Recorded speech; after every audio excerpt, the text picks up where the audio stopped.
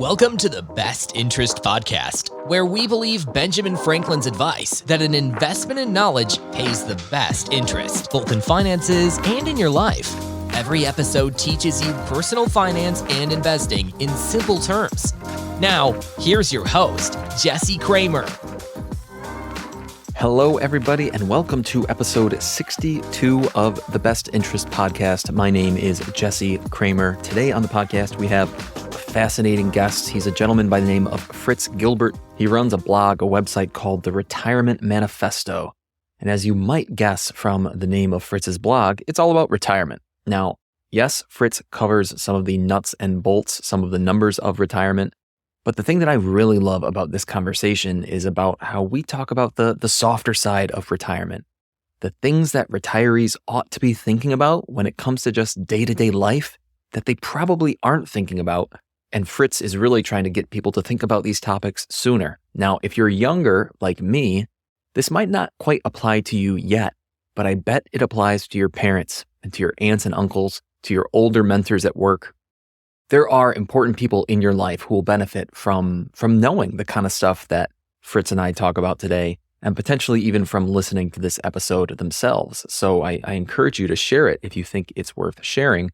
Now, before we get into Fritz's topics, I have a couple retirement topics that I thought I would touch on quickly because, again, it's interesting stuff that even if it doesn't apply to you right now, it will someday, and I think it's worth thinking about.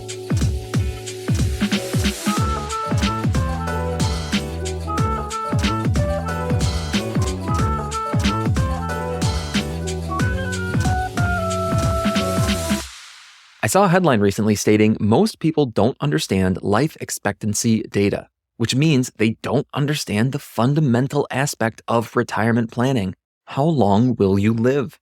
After all, a 20-year retirement is drastically different than a 30-year retirement. So let's answer that question right here now. How long will you live?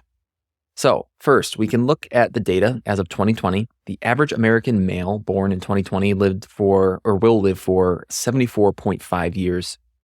And the average American female, the number is 80.2 years. So let's round those for the sake of ease. Men live for 75 years, women live for 80 years. But there's more to this question today than just that plain data. Because let's imagine you're 55 years old, and let's say you are planning your retirement. How long should you plan for? Well, we can go back and think to those numbers before, 75 for men, 80 for women. So if you're 55 today, then men should plan for a 20-year retirement. Women should plan for a 25-year retirement. Maybe you want to add a few years on there as a buffer, because after all, if those are the averages, half of people live longer than average. So maybe you add 5 or 10 years of buffer, and that's how you get to your retirement timeline. But that's actually not quite the right approach. Now, I like the buffer aspect of it, but if you're 55 today and you think that the average 55-year-old lives to 75, that is not the right way to interpret this data, and it's important. So the average death ages, 75 and 80, we said, they account for all deaths at all ages, including all of the unfortunate deaths that can occur before the age of 55. Once you've hit age 55, you've already avoided all of those premature deaths. You've avoided all the deaths that drag the average down to 75 and 80, meaning that your most likely age of death will actually be above average. You've already avoided the premature deaths before 55. And that fact, that statement that I just made, that's backed up when we look at the Social Security Administration's actuarial data set, and it helps us see this truth in action. The average 55-year-old man today will live another 24 years to age 79. That's 4 years above the average that we talked about for all males.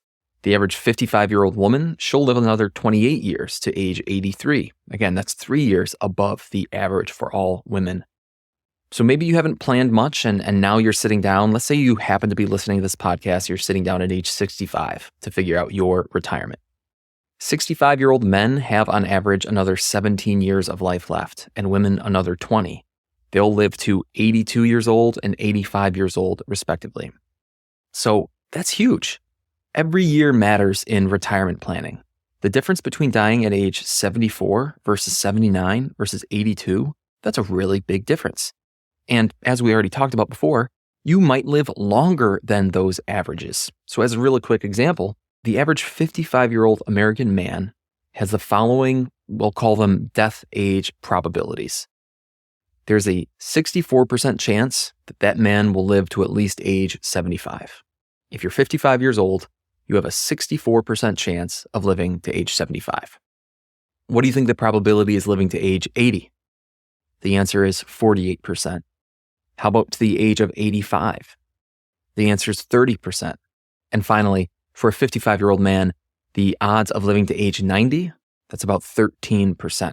Now, 13% is small, but that's nothing to ignore. That's a 1 in 8 chance. 1 in 8 55-year-old men will live till age 90. So in short, the lesson here is that you can't look at the average life expectancy for all people.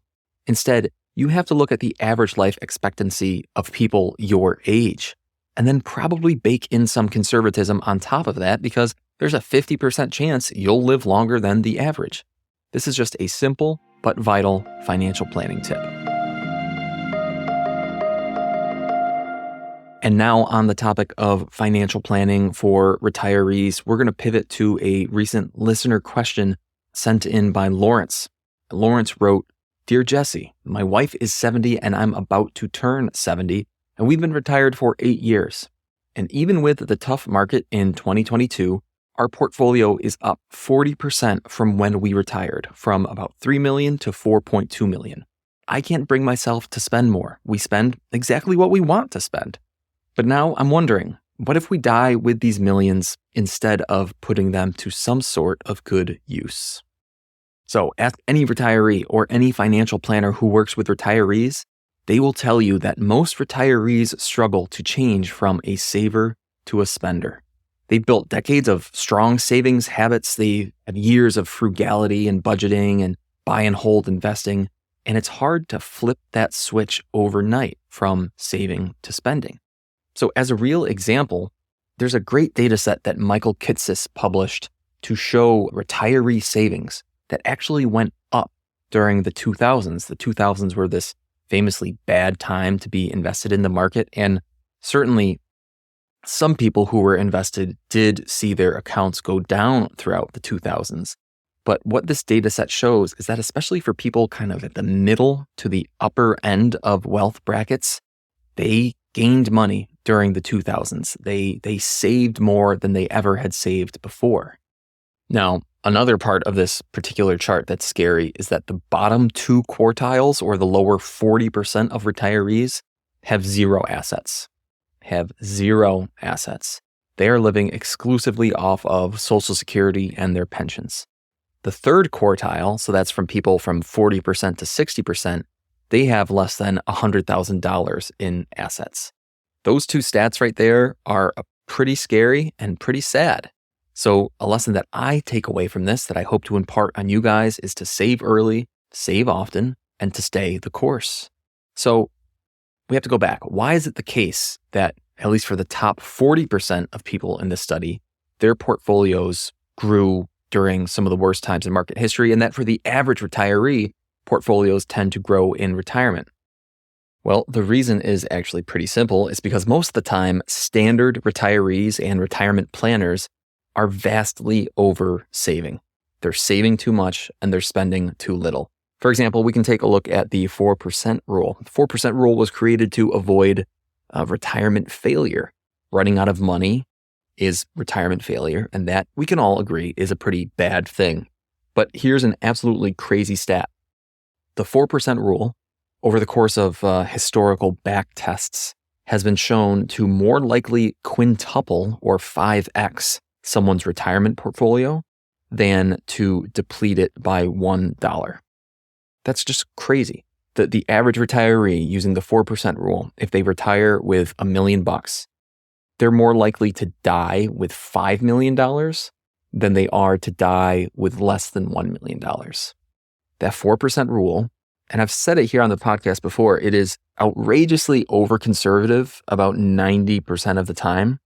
It just so happens that in like 2% of the time, the 4% rule has actually been shown to be too aggressive, which that's a whole other different conversation about why the 4% rule is a coarse tool, but certainly not a fine tool. But anyway, let's get back to today's topic. The required conservatism to avoid retirement failure, that is vital in about 5% of test cases. If you saved less, so if you use, say, a 5% rule where you retire with 20 times your annual spending needs, instead of the 4% rule where you retire with 25 times your spending needs, you are more likely to fail. You're more likely to fail if you use the 5% rule instead of the 4% rule. So for better or worse, retirement planners' first rule of thumb is the 4% rule. And what we're talking about here today with Lawrence, with his question, Lawrence, who's now lived off of retirement funds for 8 years, and he's seen his nest egg grow from 3 million to 4.2 million. He's an example of that over conservatism. But he's the example of someone who maybe could or should have been using the 5% rule or the 6% rule instead of the 4% rule. Or at the very least, Lawrence could have retired a few years earlier and used the 4% rule to great success. But now, as we sit here, 8 years into Lawrence's retirement, it's too late for that. It's time that Lawrence can't get back. So let's pause that little diatribe for now and really go to address the meat of Lawrence's excellent question. What if he dies with these millions of dollars instead of putting them to good use? Now, first and foremost, Lawrence should go work with a fiduciary, CFP financial planner, and an estate attorney. Lawrence should discuss his options and his preferences for this money while he's alive, but then also after he passes away. Questions like, how do you want your assets to positively change the world? Who in your life is most important to you, and do you want to leave some of your assets to? Are there any charities that you want to leave assets to in some way, or bequest to your university, to your alma mater, and to leave a scholarship to future young, bright minds? These are the types of questions to ask and then answer. The next point I would make to Lawrence is to not let society force you into spending your money on yourself. If you derive joy from helping others, I'm sure there are terrific philanthropic uses for your money while you live. The next one, Lawrence, if you have children or grandchildren, remember Warren Buffett's thoughts. Leave them enough money so that they feel they could do anything, but not so much that they could do nothing. In other words, if you leave your kids, say, $500,000 each, that's enough money that they could do a lot of interesting things with it. But that's not enough money so they could sit around for the rest of their life and do nothing. Leave them enough money so that they would feel they could do anything, but not so much that they could do nothing. And the next one is something I call running the McDonald's tests on your favorite things. So the McDonald's test, real quickly, as a quick aside, it comes from a story of a client who I'm actually working with at work, where one of his favorite things to do is literally to go eat burgers and fries. It's like his favorite meal. We were talking about it one time, and this gentleman is a multimillionaire. So I asked him, I said, oh, cool. Are there any great burger and fry restaurants that you've been to recently? And his answer was, no, not really. I like McDonald's. And so my response to this gentleman was, well, that's totally fine. If you like McDonald's, if you like the flavor, if it's convenient for you, I'm not going to talk you out of it. But you're sitting on a couple $1 million. So if you want to, you could take a road trip to any burger and fry restaurant in upstate New York and spend an afternoon, spend a weekend getting there, and go have a terrific 5-star burger and fry meal. And maybe that would actually be more enjoyable to you than McDonald's. So this gentleman thought about it. We ran the numbers and I showed him how it was totally within his financial plan to do so. And it ended up being a terrific recommendation for him. He really enjoys the fact that now he takes these road trips on a regular basis to go eat burgers and fries all over upstate New York. So I call that running the McDonald's test, where you take something in your life that you really enjoy and you ask yourself, do I have the financial means to actually pursue this passion even more than I already am? So to Lawrence, who asked today's question, to Lawrence, who is worried about dying with millions of dollars, run the McDonald's test on your favorite things in life. Trust me.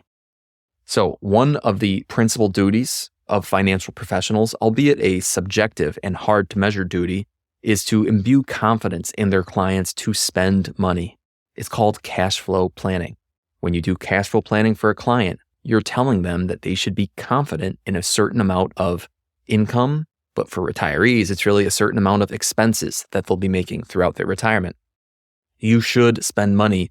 You should enjoy the fruit of your labors. You should trust the math. You should trust your portfolio and enjoy your life.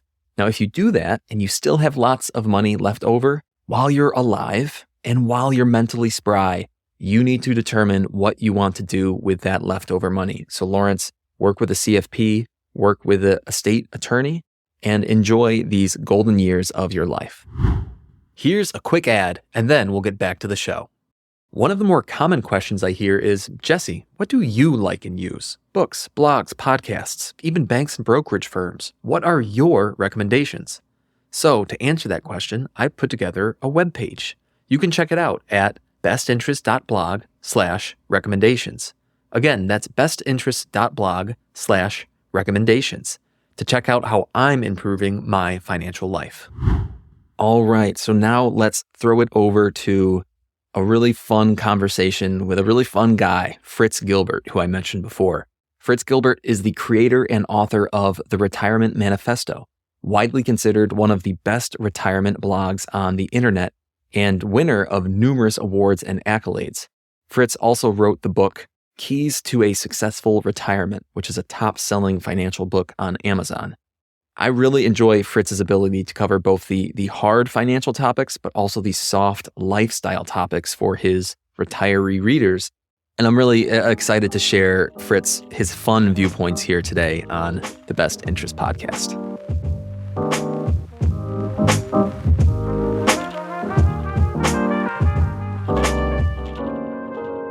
Fritz, I was listening to you on a recent Morningstar podcast, excellent podcast. We will throw a link in the show notes for everybody. But Fritz, you mentioned a statistic that had to do with how pre-retirees tend to focus on financial matters, but that post-retirees end up thinking a lot more about lifestyle matters in retirement. So I'm just curious, how did you first learn about that? And when you first learned about it, how did you react? And then what exactly are the main issues that you think that post-retirees really are thinking about? Yeah, wow. What a great lead-off question, Jesse. First of all, happy to be on your show. I love your content and I really enjoy being on. But, it's interesting. I've gone through the retirement transition. I've been retired 5 years now. I've been writing for 8. So I started writing 3 years before I retired. And at the time, like everybody else, I was very much focused on the financials. And if you read the first year of my posts, almost every one of them were financially related, right? It's what you're focused on. In your working years, you're just, when can I retire?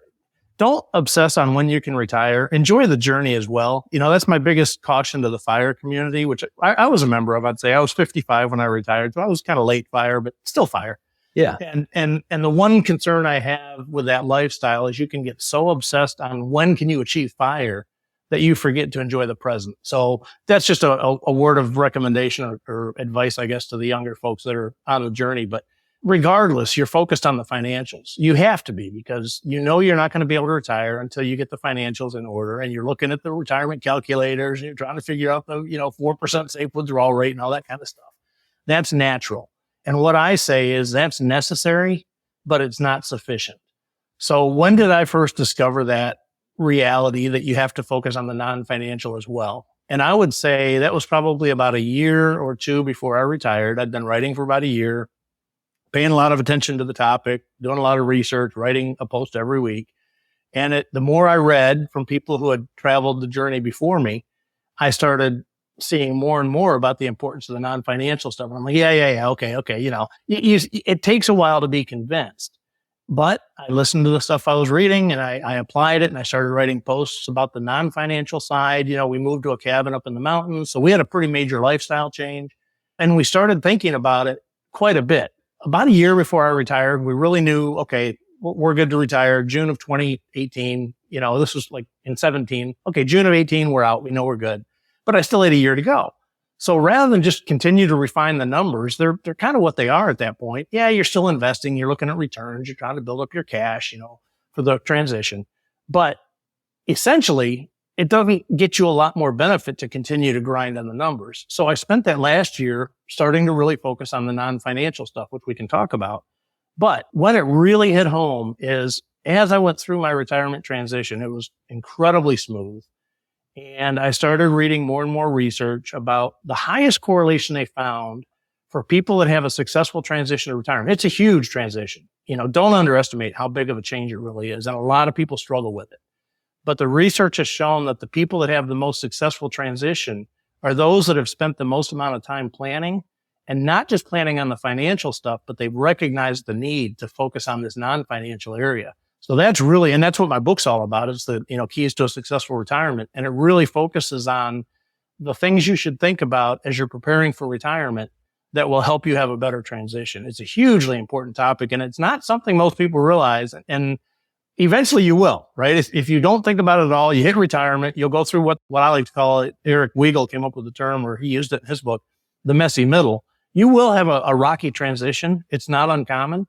And that's what that article in the Morningstar podcast was about, these blind spots that we discovered. Right. And a lot of people struggle with that transition. And most of the reason that they struggle is because they didn't realize the importance of this non-financial stuff. You figure it out in time, but it's a lot easier if you think about it on the front end.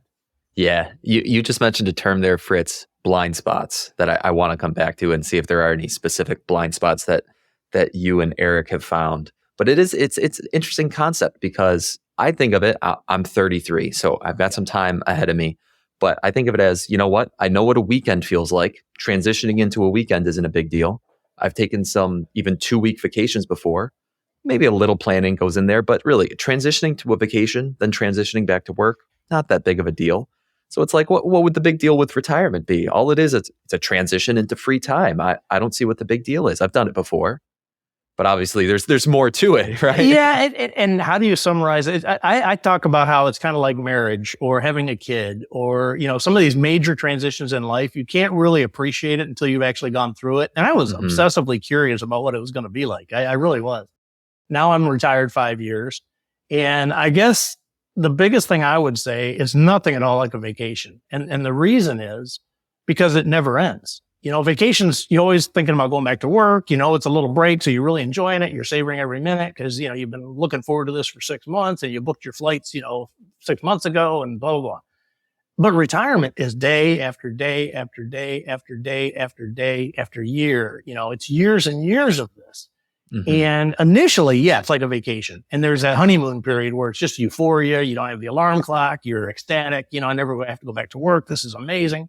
And that's really a nice period. And almost everybody experiences that. But when the reality sets in is after you've been retired, it varies for most people. I'd say 6 to 18 months is pretty much the norm. And you start realizing this is my life now.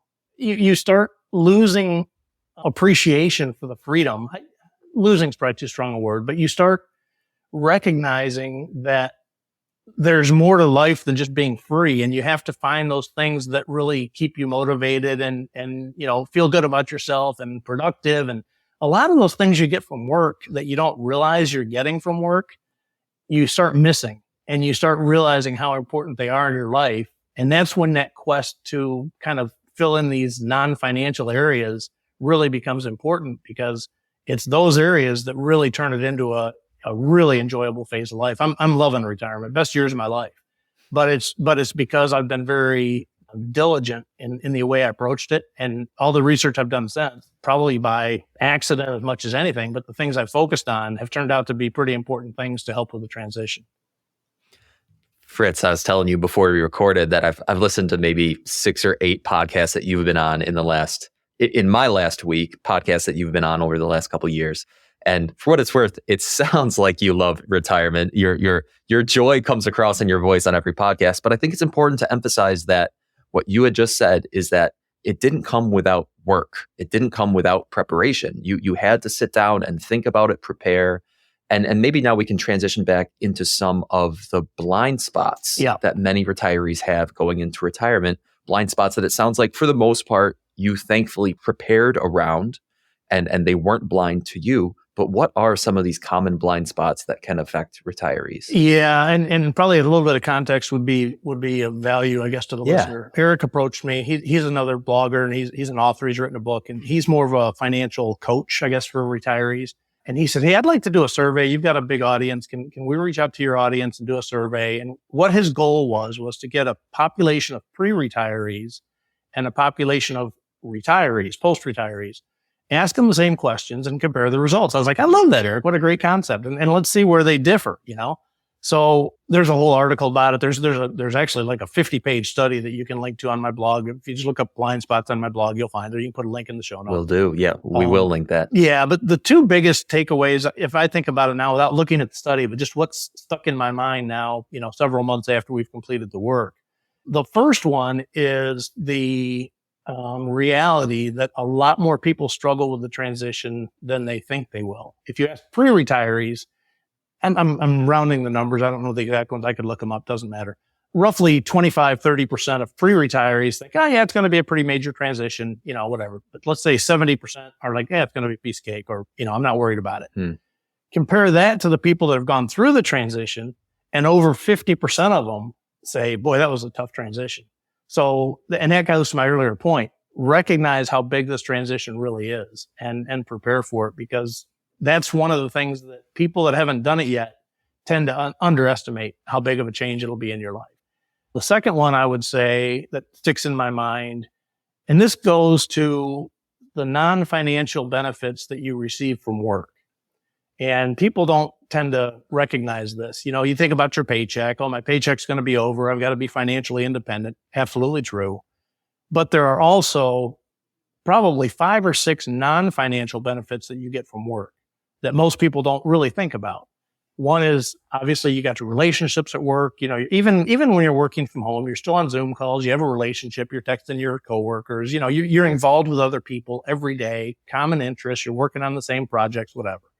You've got a sense of purpose. You've got objectives from your boss. You've got deliverables. You get achievements. You nail a presentation. You feel good about it. You get some feedback, maybe, it's rewarding. You have a sense of identity. What do you do, right? Everybody asks. It's, oh, I'm a X, right? You relate to what your job is as your sense of identity. It's those types of things. And the biggest blind spot that surfaced in the study was not too many people that were still working expected that they'd miss their coworkers. Maybe, again, 20-30%. But if you look at the people that actually retired, almost 60% actually missed those relationships. And as much as you think, oh, we'll keep in touch, the reality of it is you really don't. You might have 1 or 2 particularly close people that you keep in touch with a little bit, but everybody says, oh, we'll keep in touch, and nobody does, right? It's just a reality.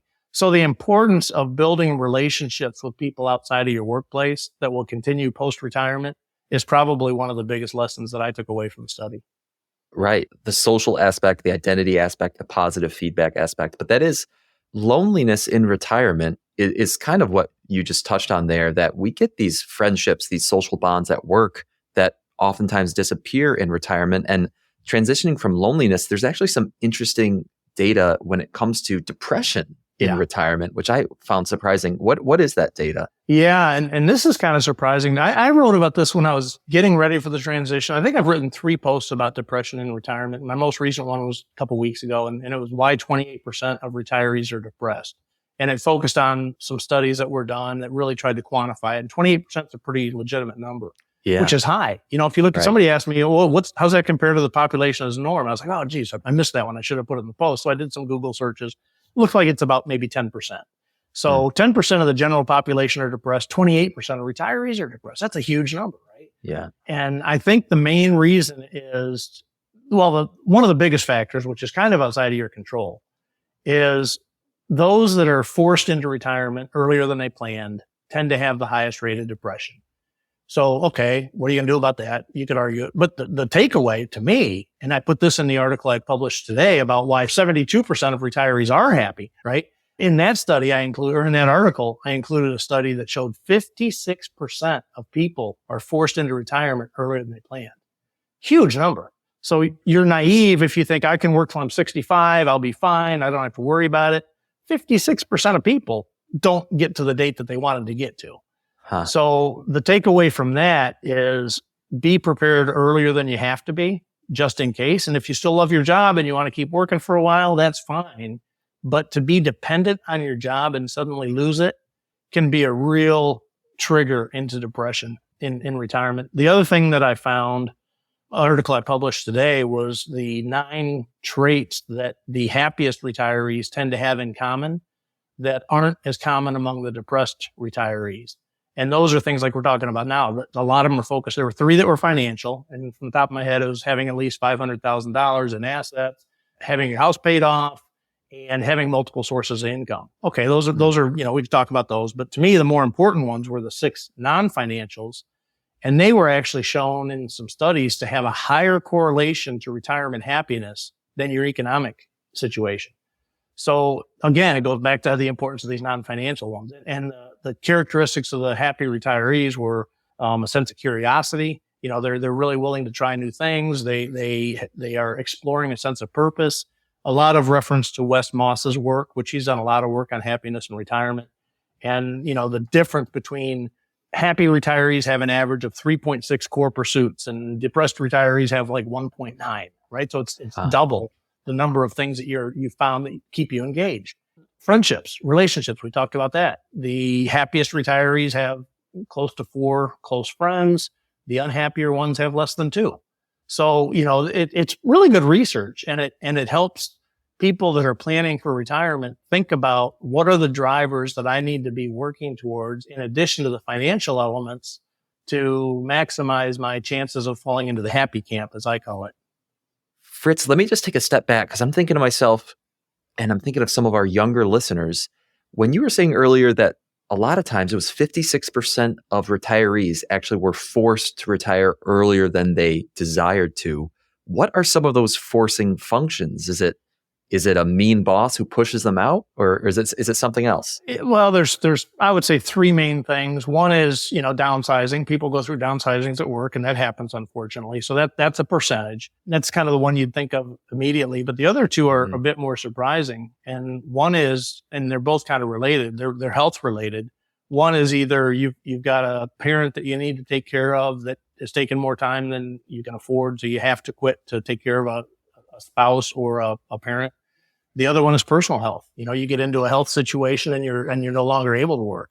So those 3 probably account for 80-90% of the reasons. Unfortunately, the downsizing one is a risk to everybody. You could argue the health one is somewhat inside your control. I know you focus on exercise. I focus on exercise. Do what you can do. And the reality is most of us, as you get into your later working years, have parents that are getting older, and a certain percentage of parents require a lot of care. And, some kids my wife, she was a stay-at-home mom, fortunately, but she ended up giving full-time care to her mom. We were lucky that we were in a position to be able to do it. Some people aren't so fortunate. So those are probably the biggest factors. And again, let me address your earlier, you started talking about younger listeners. And one thing I would encourage younger listeners to do on the whole topic of retirement is focus on maximizing your savings rate, automating everything. And every year that you get a raise, let's say you get a 3% raise, increase your savings 2%, in your 401k or in outside mutual funds, whatever, but schedule that so that it's automated and it happens on the same date that you get that increase in pay. So what happens? Okay, you get 1% more in your take home pay. You feel like you got a little bit of a bump, feels pretty good, but you just increased your savings rate by 2%. So if you do that year over year and force those savings and live on the rest, minimize debt, obviously, the pyramid of how you prioritize your money, pay off your debt, build your emergency fund. Those are all good pieces of advice. But the biggest thing is find a way to gradually over time, increase your savings rate every year and just don't worry about it. Track your net worth once a year. That's all I did and it was fine. Track your net worth. Don't obsess on this stuff. Enjoy life as you live it. And just give it time because, you got anybody can retire in 15 years. Mr. Money Mustache got a great article on that, depending on your savings rate. But that's 15 years, right? That's a long time, even for a more aggressive saver. Don't spend your whole life in your late 20s, early 30s through your 40s thinking about retirement. Enjoy it now. Enjoy your family. Enjoy your kids. Take nice vacations every year. Use all your vacation time, right? That was one of my big things that I was working. So many people burn vacation days. Don't do that. They give them to you for a reason. They don't care. Take them. It's self-imposed if you feel like you can't take your vacation. So take it and enjoy life and save as much as you can save. Find a way to increase it and, wake up in your late 40s and start looking at the numbers. I like that for a couple of reasons, Fritz. One reason why is I'm slowly making that transition personally from if I look at myself 5 years ago where I was, looking at my spreadsheets or looking at my budget multiple times a week, Yeah. Tracking, paying attention and tweaking savings rates, rerunning spreadsheets to see if I could increase it here or there. It did get a little obsessive. It got a little tiring. And in the long run, did it give me any benefit? Not really. Yeah. There's nothing I can do. There's nothing you can do about what the stock market is doing. All we can do is choose to whether we buy on a monthly basis or not. I mean, that's all the decision making we have in our power. But the choice to increase your savings rate every time you get a raise, that's a phenomenal choice. It's well within your power, but it only comes up once a year. So there's no need to obsess over it really any more frequently than, sure, if someone wants to do, personally, I do end of the month. I'll just look at my budget, make sure everything's good. We're good to go. But if someone said quarterly, a couple times a year, once a year, whatever, that's fine. Yeah. As long as it's somewhere in the background and you realize that at some future date, you're going to kind of sit down and put in some work. Yeah. And then, in fairness, I think probably most of the people that listen to your content, listen to, read blogs, et cetera, they pay attention to this stuff. The caveat I would say is if you don't pay attention to this stuff and you've got a big debt problem and you can't get out, and you're spending more than you make year on year, month on month, you're just digging yourself deeper. Those aren't the people we're talking to, right? These are people that are responsible, that are working their way through the journey and they're saving and they're being responsible. And those are the people that don't get caught up in the obsession about it. It's easy to do. I did it myself at times. And I learned, to your point, other than keeping an eye on your asset allocation, you think of a bear market. A bear market at your age, best thing that could possibly happen. You want the Dow to fall 90%. You want it to crater, right? It would be death to me. But it would be nirvana for you. You want a bear market, right? So you got to get your head out of thinking about, my net worth growing. No, you just want to buy, continue to buy every month. I had a couple of bear markets later in my career and I doubled down. I said, you know what? I can take 4 months and just jack it to my savings because I know the market's really down right now, right? You've got to counterintuitive against that fear. A bear market is a great thing. A big long-term rally is not really what you want right now. You want to buy cheap and give it 30 years until you need it. So totally. I was trying to preach that to all the 24-year-olds out there who in 2019 were so excited that their 2-year investment track had such positive returns. And it's good that they got enthusiastic for investing. It's good that they could see that simple investing strategy into index funds was yielding these big returns for them. But it was also important to point out, A, this is pretty abnormal. 20% a year for 4 years in a row is pretty abnormal. And then B, if you actually zoomed out to the time you retired, this wouldn't be what you wanted in terms of when you were buying. Yeah. Exactly. But it's interesting, Fritz. So you're a big DIYer. Yeah. I was and still am a really big DIYer, so much so that now I'm kind of doing some of this work professionally and helping people who don't want to be DIYers do some of their financial planning work. But I understand that at least once, kind of as you were gliding into retirement, and it might have been more than once, you did sit down with a CFP simply to double check some of your numbers, some of your thought process. So I'm just wondering, what was that process like for you in terms of the decision to sit down with a CFP and just get everything double checked? And then actually logistically, what was it like, to have that help? I have been a DIYer my whole life, and I've always been I call it a passionate hobbyist in this stuff. I back when they had real magazines, I used to read Money Magazine and Kiplinger's and all the print magazines. I mean, I've studied this stuff for decades now. So I was knowledgeable about it and I just enjoyed it as a hobby. And that was fine, for the first, I started 22 and I retired at 55. So 33 years. And for, the first 30 years, that was fine. It was sufficient. My reason for reaching out to a CFP as I got close to finalizing my decision on when to retire was, let's be humble and let's not assume we know everything. CFPs and professionals that do this for a living, they see hundreds, if not thousands of clients. They have a process. They go through it with a different set of perspectives than you and I possibly can. There's value in that, right? And having somebody look over what you've done. And I should say, earlier in my career, we had a thing with Vanguard, a 401k, and you could do a once a year checkup with a CFP. So I did that a couple times and they were always like, yep, you're on track. You're doing well. Asset allocation looks good. Savings rate looks good. The basic stuff was good. But my concern was the transition from accumulation and building your wealth through the career into positioning yourself for the withdrawal of those assets in retirement, which is something obviously I'd never done before. So it wasn't an area that I had experience. It wasn't an area that I'd gotten feedback from Vanguard that I was in good shape. And I felt like having a guy that walked many people through this transition is worth the effort. So the process was good. They have, I think all of them kind of have the same process. You send them all your assets, you send them your spending estimates. They work through they always have kind of a little presentation they do at the end that shows if you're on track or whatnot. And my biggest thing was, am I missing anything? I knew I could retire at 54 or 55, and I was leaning towards 54, but I also kind of had in the back of my mind, I wouldn't mind doing one more year just to kind of pad everything. I'm a conservative guy. I always estimate a little high on my expenses and estimate a little low on my returns. I always try to get some padding in there.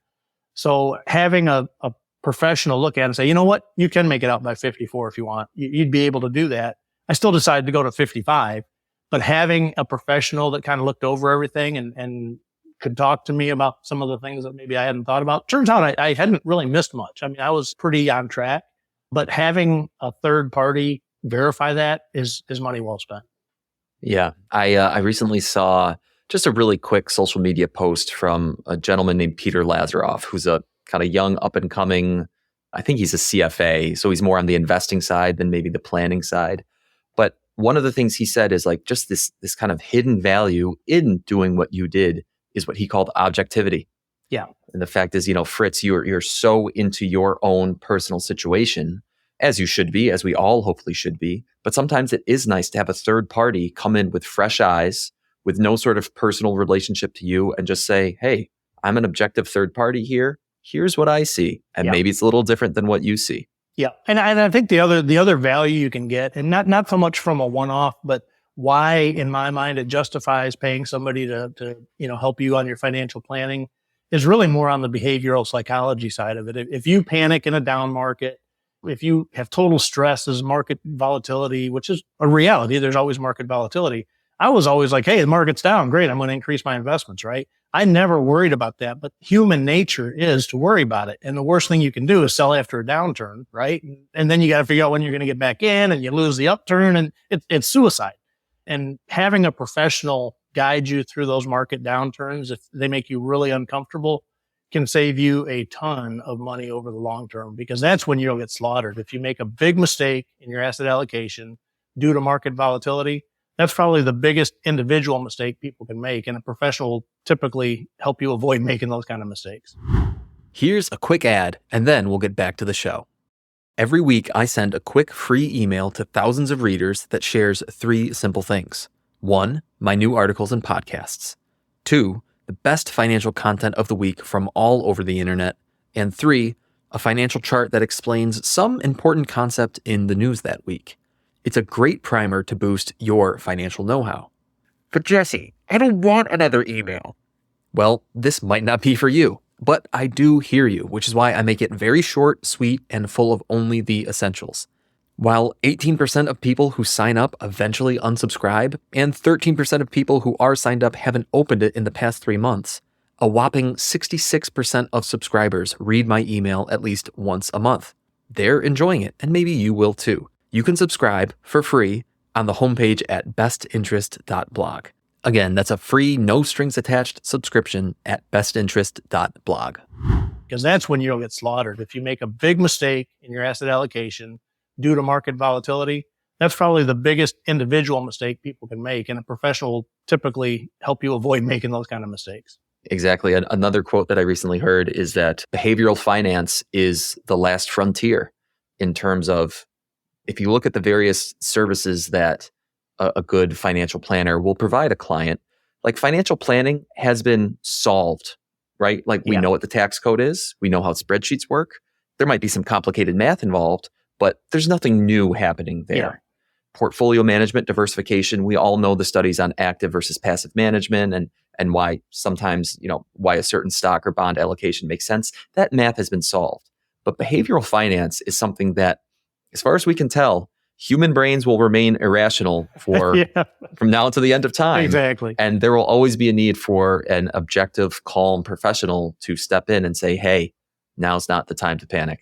Yeah. And I guess the last thing I would think about on this side, one of the things that brought value to me doing this, I guess just a confirmation that we were ready, was for my spouse, right? She knew I was doing this stuff, and she kind of pays the bills and I do the longer term stuff. It works well. But, she trusts me and she's like, yeah, it's good. But, getting confirmation from an expert brings confidence to those that aren't really managing it day to day as well. So there's, you got to think about the relationship and the whole household, not just you as an individual if you're managing your investments. Totally. And that happens to me once in a while too. It happens to us. A DIYer will come to us and they say, if I get hit by a bus tomorrow, just so you know, I've informed my spouse to come talk to you. So, here are my numbers. Here's my plan. Here's what I've done. Sometimes they want to sign on and work with us. Sometimes they just say, like, as an FYI, if I get hit by a bus, you're going to get that next phone call. Yeah. And it's important to have that backup plan in place. So let's talk about that glide into retirement one more time. I love this quote from your book, Fritz. You encourage your readers to make a decision early in the process that you're going to approach retirement with optimism, curiosity, and gratitude. Real quick, can we dive into those three words, optimism, curiosity, and gratitude? I know you've already mentioned curiosity a couple times in this episode so far. Yeah, and really this came from 3 months before I retired. I wrote the 10 Commandments of Retirement. It's actually hanging on my wall back there. And they were really kind of my guiding principles on how I wanted to live life in retirement. And the interesting thing is as I thought through it and wrote the post and wrote the 10 Commandments and look at it even now, 5 years later, the interesting thing to me is how many of those are mindset related. And really having a positive mindset going into this, it's almost a self-fulfilling prophecy, like many things in life, right? And the good thing is, all those three things you just mentioned, those are all mindset related items. And the mindset is something that for the most part, we have control over, right? We can choose to be negative or we can choose the glass is half empty, the glass is half full. It's your choice. And making the decision that you're going to look at things from the optimistic and not Pollyanna, unrealistic, but just choose to look for the good in life can go a long way, right? So that was kind of the basis for that quote. And then the specific things about curiosity, you've got to fill your time with things that bring you purpose and how are you going to find those, right? You're suddenly 100% responsible for it. You've always had somebody telling you since you were 4 or 5 years old. You've always had somebody telling you what to do and how to fill your day. Suddenly you're responsible for it. And the best way to do that is to listen to your curiosity, pursue things that interest you, take the first step. And I've got just a myriad of examples of people that have done that. And you just start. My blog is one. I just started writing a blog just out of curiosity. And it's turned into a major purpose in my retirement. That purpose now is bringing fulfillment and reward and recognition and sense of purpose and all those things we talk about. But it all started with pursuing curiosity. The other thing I would say about gratitude, recognize if you're able to retire earlier than average, you're a very blessed person, right? I mean, how can you not be thankful for that? And what I've found is as you make that transition from your working years to what am I going to do with my time, finding a way to take that time to help other people and be gracious that you're in a position where you don't need anybody else's help. But guess what? Now you're free. You can help other people. So we started a charity, my wife and I, and Freedom for Fido. We build fences for free for low income families that have dogs on chains. And the reward of not only being outside with a group of volunteers doing the physical labor and having that sense of community of like-minded volunteers, but more importantly, seeing the help that you can inject in a community is rewarding beyond words. Again, that comes from the mindset and pursuing things and seeing where they lead. That's awesome, Fritz. That's awesome. You might know this by now, but my wife and I, we foster dogs. So we're big dog people. I saw that in your email. Yeah, I was going to mention that. Yeah, that's awesome. We're both dog guys. So yeah, that's cool. Well, Fritz, this has been excellent. And I'd love to put a stamp on this. Last question for you. And it's very much in line with what we've been talking about, but I'm thinking about my typical listener is probably in that 25 to 40 range, but that means that their parents are in that 50 to 70 range. So if you had one quick tip to give to a child of a pre-retiree and then a second quick tip to give to a child of a post-retiree, what would those tips be? Ooh, I've done hundreds of podcasts and I've never had that question. That's a very good question. The first thing that came to my mind when you said that is when I talked about depressed versus happy retirees, the chances of depression are 4 times higher if you're divorced than if you're married. Now, if you get remarried one time, the odds are the same. You're okay. But if you're divorced, the odds go up. What changes the odds for a divorced person is how strong their social network is. And as a child, you are a key piece of that social network for your parents. So number one, support them, be encouraging, show an interest, ask them what they're going to be doing, share a podcast with them. Say, hey, I just listened to this guy, you might be interested in him, share resources, help them find, they're struggling with the journey, whether they tell you about it or not. Everybody's anxious about retirement. So try to find a way to have that discussion with them. And the other thing is, I'm thinking now more people that are into retirement, encourage whatever they're discovering and whatever they're, experimenting with, encourage them to continue to pursue their dreams and live a great life. The other thing at some point as they start getting older, make sure you have the discussion with them about legacy and estate planning and things like that. A lot of kids don't. I had it with my dad before he passed, and it was very helpful because I heard directly from him what his wishes were. And after he passed, having his input on what, he would like us to do with the estate and things like that gives you freedom after the fact to, like, we built a warehouse. We bought 4 acres next to our property and we bought a big barn. But I did that because I know my dad was saying, look, I know you're financially set. If you receive any money from me, you might not, right? We might spend it all. Who knows? But if you get any money from me, I want you to spend it. I want you to do it for something that brings good purpose in your life. And hearing his voice in the back of my head, even after he was gone, was really helpful, to help encourage you that that's an okay thing to do. That's what he would have liked. So have that discussion with them about their wishes for you, after they're gone at some point. So yeah, stay engaged with them. If you've had arguments with them and you've kind of got a distraught relationship, get over it. Once they're gone, you're going to regret it if you don't. Mm-hmm. So, bury the hatchet, find a way to make amends, take them out to a nice dinner and say, look, I know we've had some rough patches, but you know what? I really want to reestablish our relationship together. Because to a parent, there aren't too many things in life that matter more than your kids. And based on my experience, I've been a child and I've been a father. Parents probably love their kids more than the kids realize. So give your parents a break and make the first step in reestablishing a rapport if it's, got a weekend, and make the effort to call them every week. Take the time. Yeah, I know it's a hassle. It's Sunday. I'm off work. I don't want to talk to mom and dad. Talk to mom and dad. Take the time to call them. After you listen to this podcast, call mom and dad and just touch base with them. It's worth it. I love that answer, Fritz. On a couple of the estate planning things, listeners, you can go back to episode 55. The title was Conversations with Aging Parents. It was all about that kind of topic. But I really like that, Fritz, where, most of those tips, most of those conversations had to do with the non-financial side of retirement. And that really is such an important thing. So Fritz Gilbert of the Retirement Manifesto, thank you for coming on the Best Interest Podcast. Hey, Jesse, I really appreciate it. Love your show and love what you're doing. And I'm really honored to be on it. I appreciate it very much. Thanks for tuning in to this episode of the Best Interest Podcast. If you have a question for Jesse to answer on a future episode, send him an email at jesse@bestinterest.blog. Again, that's jesse@bestinterest.blog. Did you enjoy the show? Subscribe, rate, and review the podcast wherever you listen. This helps others find the show and invest in knowledge themselves, and we really appreciate it. We'll catch you on the next episode of the Best Interest Podcast. The Best Interest Podcast is a personal podcast meant for education and entertainment. It should not be taken as financial advice and is not prescriptive of your financial situation.